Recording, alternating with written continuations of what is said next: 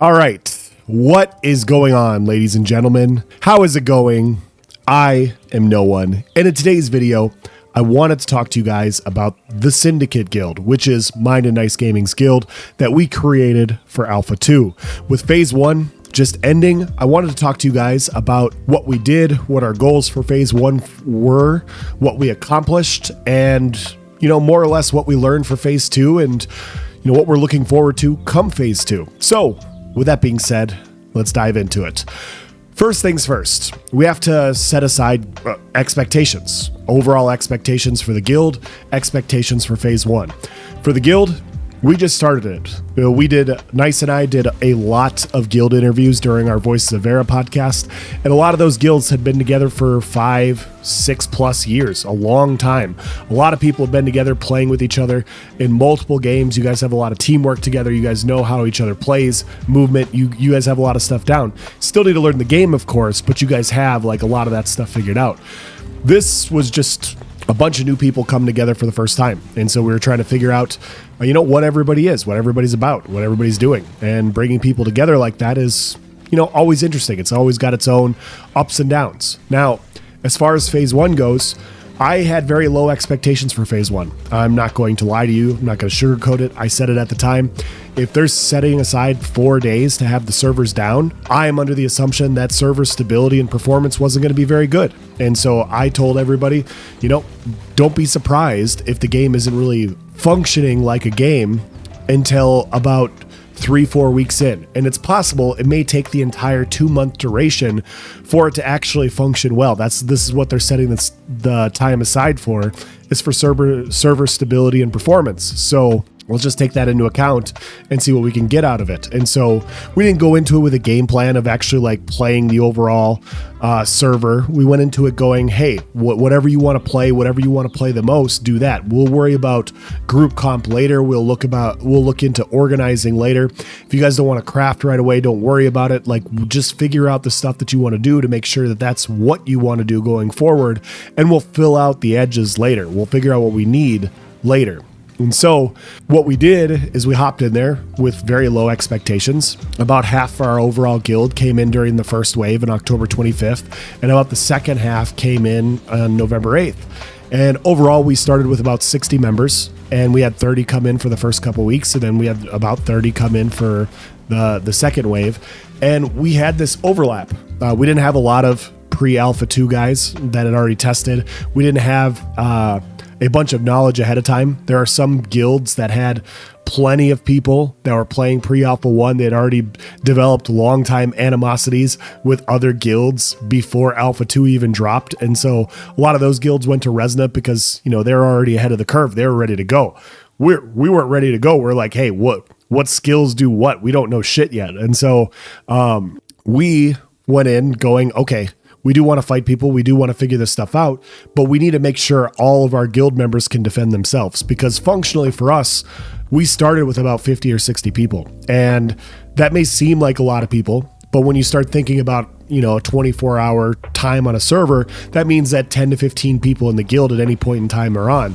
And other guilds were in the 100 to 200 range, and the server we ended up being on, which was Lineth, had a 2,000 person guild. And so we were basically outnumbered guild-wise in just about every situation we'd want to get in. And we were one of the smaller guilds that existed. And so we wanted to make sure that if we were going to, fight pirates, which is the 2,000 person guild, we wanted to make sure people could defend themselves and they weren't just going to die for no reason. Imagine logging on as a level 5, right?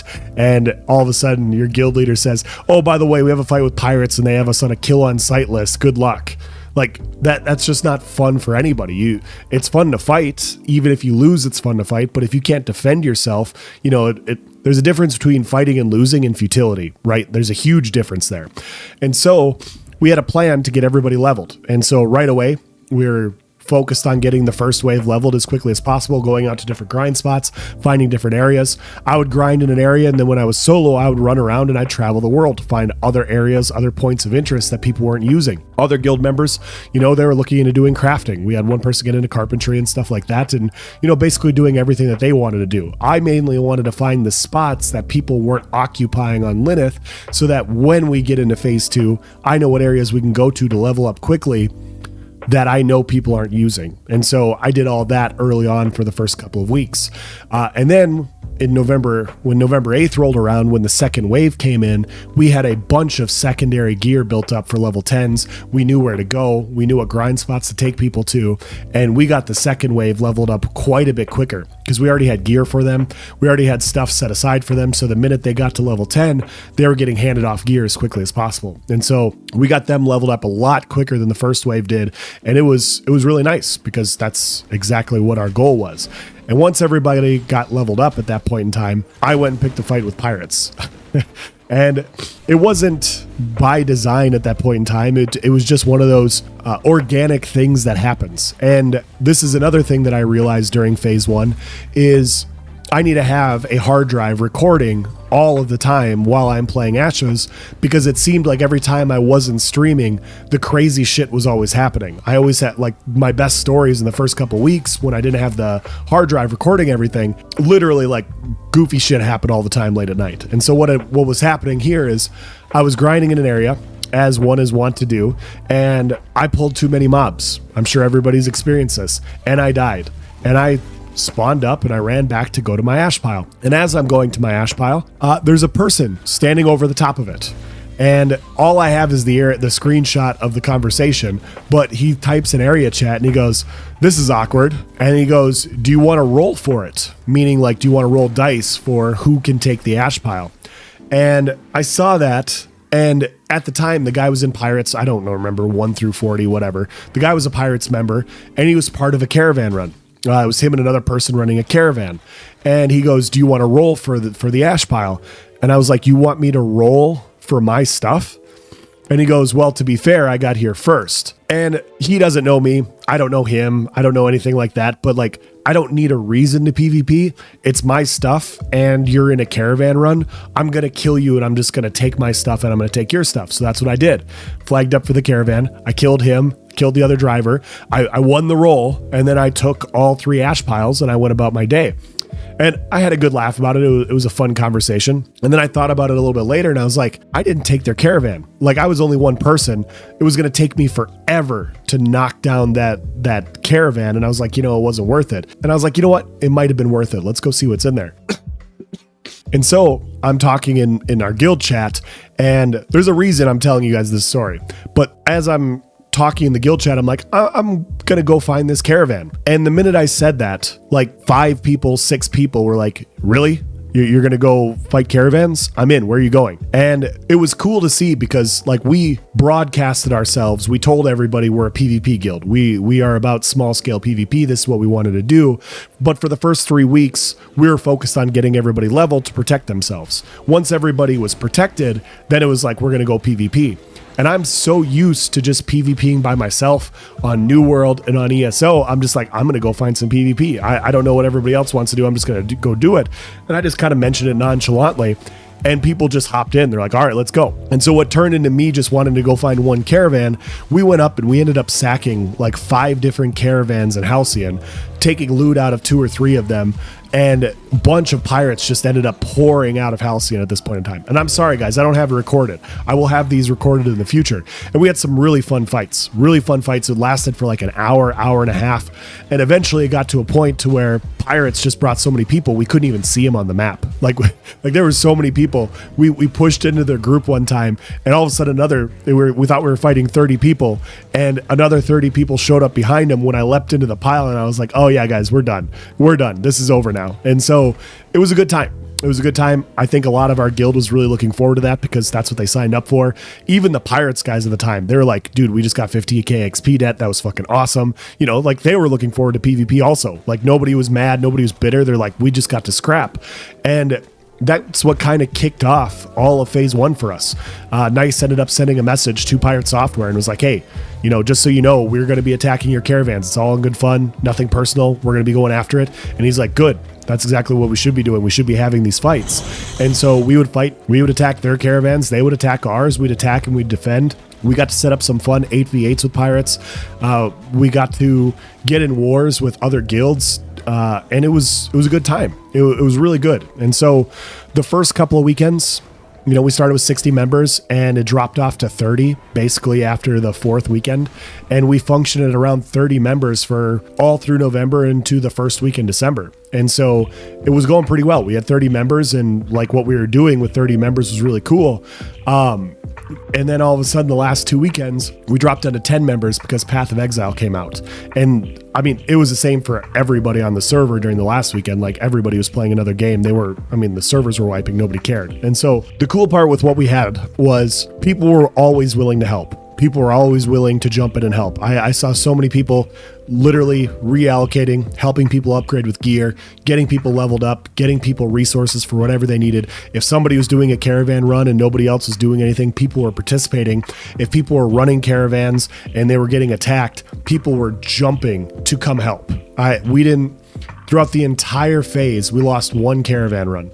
And that's with us actively attacking as many caravans as we wanted and putting that target on our backs with the biggest guild on the server, knowing that they were going to attack us as well. And the only caravans we lost was during the last 2 weekends when we literally only had 10 members on. Like I was away on vacation. Everybody else is playing Path of Exile.